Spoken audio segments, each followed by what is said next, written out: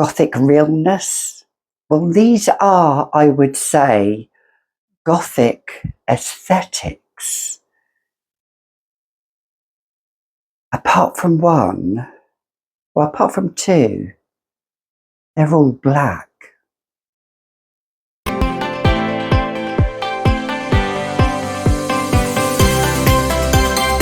Hi, I'm Gabby and welcome to another edition of the Fragrantician, where you see a glimpse of the world behind me. So if you've clicked on to Gothic Realness, you've clicked onto the right channel. And if you are, like me, a bit of a goth queen at heart, like my Siamese cat Claude says, then follow me into a garden of temptation. So in today's edition, I am talking about Gothic aesthetic bottles in my collection, and 6 of these bottles are black. I could have chosen a lot more, given a Gothic aesthetic look to my collection. But I just thought I'd give you a little glimpse into a world of my fragrances, into a world of where everything behind me is a part of me. You see his tail, that I'm sharing with you as he, if you've just clicked onto my channel, my Siamese cat sometimes glimpses in. So without further ado, let's get into it.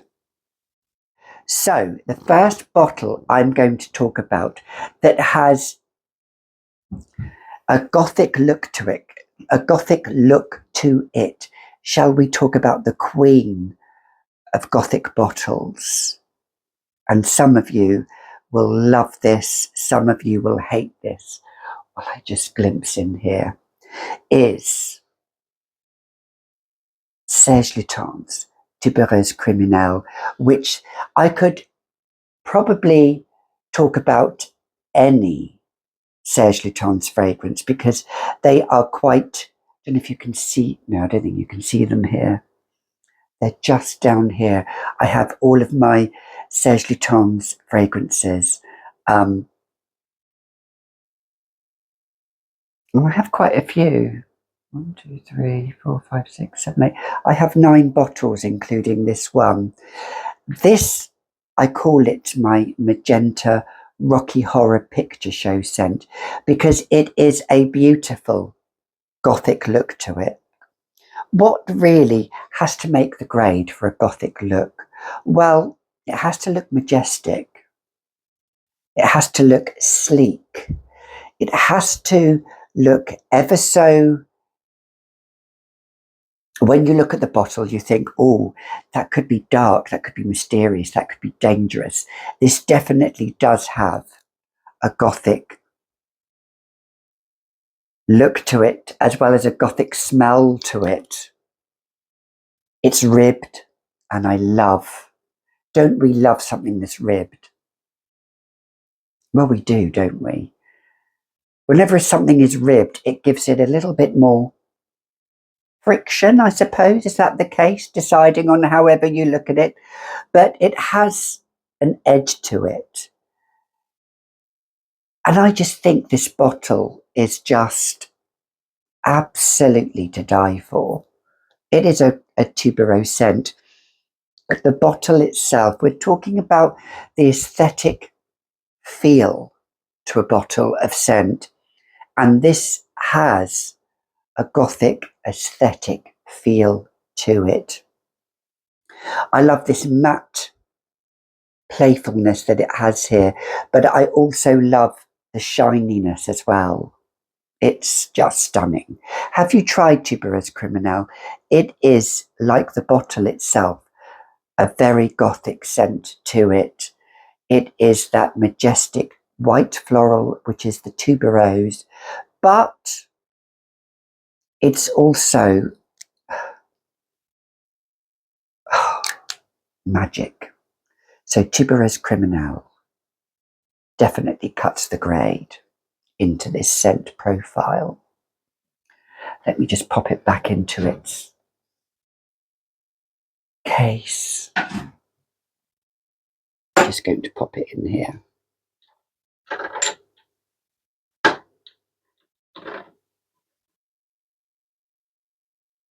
So I'll leave that open. The next bottle, in my opinion, which definitely does have a Gothic aesthetic feel to it, is Black Perfecto by Guerlain. It's a flanker of La Petite Robe Noire, cherry and licorice and almond and leather. And actually it has a very realistic leather note to this, which I think is so stunning. Again, the bottle is absolutely just beautiful here. It's like an Ace of Spade bottle, which is the classic Guerlain bottle. And this definitely has a Gothic aesthetic feel to it, which I think is absolutely stunning. It definitely makes the grade. It definitely has this Gothic realness to it. So sleek, so absolutely stunning. These are all Gothic bottles. These are all mysterious bottles. You look at these bottles and you think, yes, this is real mysteriousness, because the juice in this, like the bottle itself, exudes alluring of mystery. It exudes something that is tantamount to perfection. It's Guerlain perfection. It's just, yeah. Who could not but love a Guerlain fragrance? This is the only Guerlain Gothic bottle that they're all Gothic looking because of this Ace of Spades. The Ace of Spades in tarot it's the death card, but it could be a new beginning. You could wear this I would say actually this is a scent like the bottle itself. This is a scent if you want to dip your toe into Gothic realness. The next one is Roberto Cavalli. This is the only Roberto Cavalli bottle that I have in my collection. I'm just going to close this door round. Oops, daisy. This is the only Roberto Cavalli I have in my collection. But the bottle itself is just, look at that, beautiful. It has woodiness.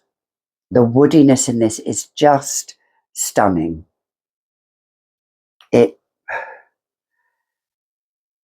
And I just love the bottle. I could talk about these bottles forever and a day. Let me just get me comfortable on my perch here. Forever and a day I could talk about these bottles.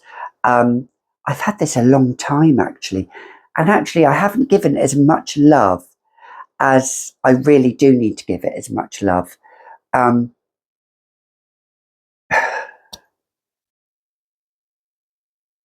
It exudes mystery. It's not for everybody. And this has the Roberto logo Cavalli. Is just beautiful. I mean, it's only a logo, but still. Have you tried Roberto Cavalli? Do you think it really would make the cut in a Roberto Cavalli fragrance scent profile? I do. Do you know what? It's so hard to describe. I find it easier describing the scent than the actual bottle itself. Trying to sell a bottle to somebody Actually, I actually quite like this. It has the leopard print around the base of this. Actually, although these bottles are black, this attention to detail here makes all the difference, I think, in the scent profile. This has such beautiful attention to detail in it, which I do love. So if you've loved Roberto Cavalli as much as I do, please comment down below. I don't really think these scents get a lot of love here on YouTube, which is such a shame, really. Roberto Cavalli, love it.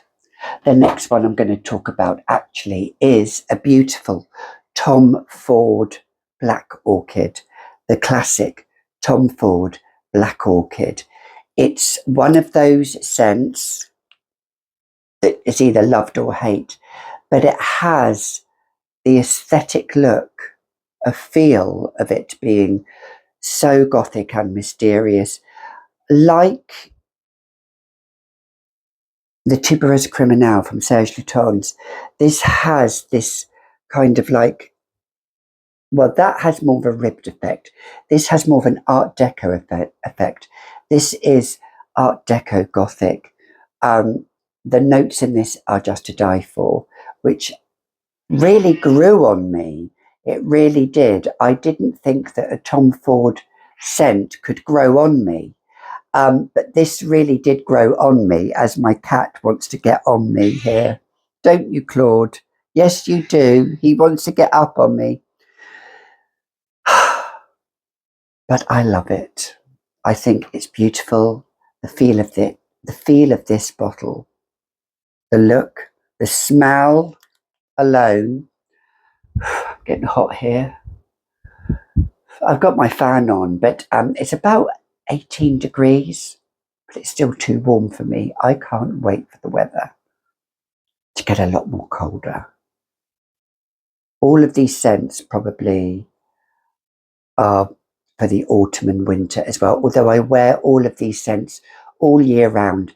But this one in particular, this Tom Ford, and I only own two, and I have one on my top shelf here, which is I love, which is Violet Blonde, which could also be a gothic looking bottle in this feel of this video.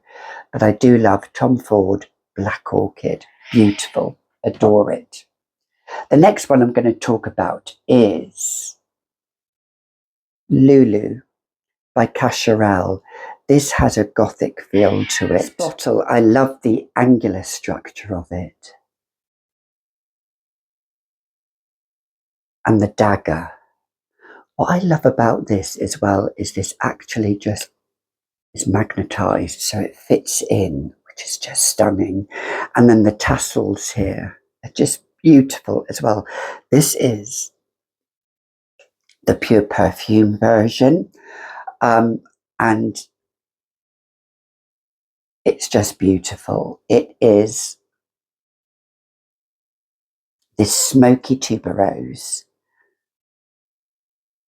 and I could have chosen the original Poison, but I found this won it over because I feel this is a bit more, I don't want to use the word unrefined, but no, that's wrong. That's doing a disservice to the fragrance. This is, look, it just won me over. Look, there's no rhyme or reason to what my mind portrays, but this just has this feel of gothicness. I also have the original Lulu, but this bottle definitely has the gothic aesthetic feel to it. See, it's my words, they're running away with me. But this is, yeah. What's not to love about Lulu by Cashel? The next one is Juliet Has a Gun, Lady Vengeance. This really does have a Gothic feel to it. It's matte and then it has this detail within the bottle itself. And the actual name Juliet Has a Gun, it has this swirl around it.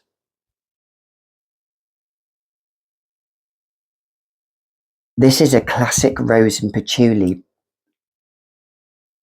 And I love the feel of this bottle. It's actually very tactile. Does anybody like me just run their fingers up and down the bottles? I know, weird, aren't we? But this, if you love Juliet Has a Gun fragrances, some of them can be a bit hit and miss.